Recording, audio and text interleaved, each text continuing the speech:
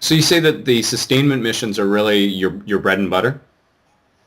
Well, absolutely. And, the stuff that we do routinely, like I said, gets trucks off the road.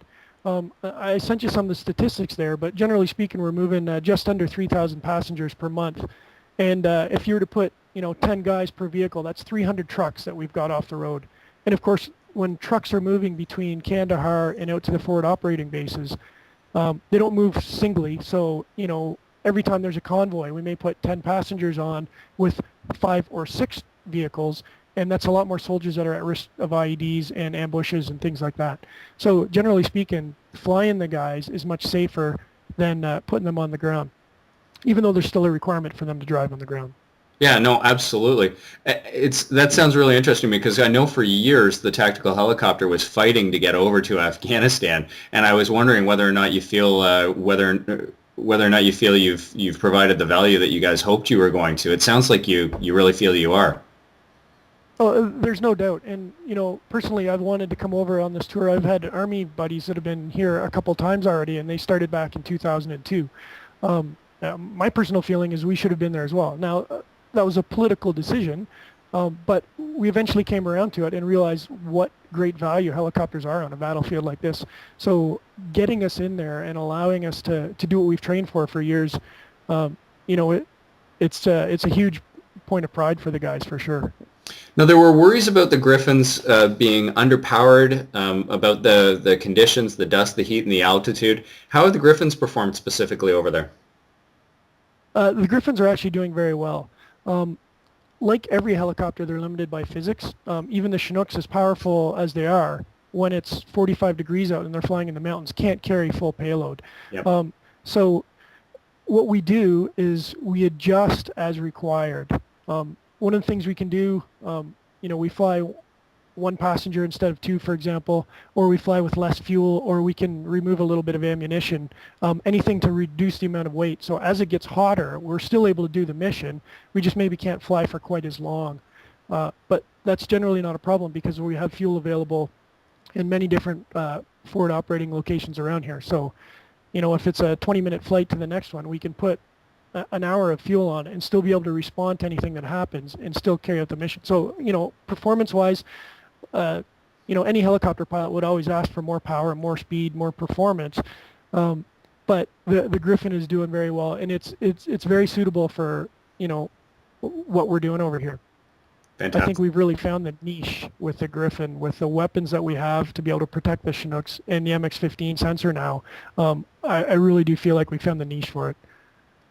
That's good to hear. You've talked a lot about the Chinooks as well. I've heard that you've received some good support from the Americans and especially from the British in terms of a helping hand with maintenance advice from experienced hands. Canada hasn't flown heavies in 20 some odd years up until now. How are you finding that it's working out with the Chinooks and with the learning curve and the help that you've been getting from our allies? Well, the 30 civilian contractors that I have working for me are from L3, and they're essentially, I think, to a man, they're all ex-U.S. Army technicians who have years of experience on the Chinook. Now they're civilians. They're living here in Kandahar and providing a lot of maintenance support. So that's been absolutely invaluable. With the speed that we implemented this fleet, just under a year from flash to bang, we couldn't build that kind of experience on our own. Now our own technicians have done U.S. Army courses. We send them down to the States where they do all their initial training, and then they get a chance to go out and do some seasoning with American National Guard units. So they come with a little bit of experience, and once they get here with those more experienced contractors that we have, they're able to kind of shepherd them in the way we do our handovers. So there is very little maintenance impact at the very beginning of our tour, and now the guys really know their stuff after a couple of months. And what we try to do is continuously keep that kind of institutional learning going, so that we don't lose the lessons that we've learned. We'll pass them on to the next crew that come as well. Now the Chinooks that you're flying are D models, as I recall, and unless I'm mistaken, there were two of them that were reasonably old, two of them that had moderate amount of flight hours on it, and two of them that were a bit newer. How have you found the fact that you're flying older model Chinooks? Is there any issues with reliability or? like any aircraft, as they get older, little things break on them, but it's really not a big deal. It's really routine.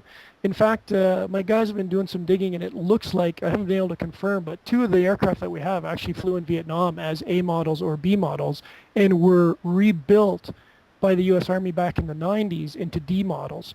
So they have upgraded engines, and they're basically the same as a brand new D model that had come off the production line there. So the machines themselves, the fact that they've been around for just about 50 years now is a testament to how reliable they really are. They take a little bit more maintenance than the Griffins do, but it's worth it for the amount of work that we get out of them for sure.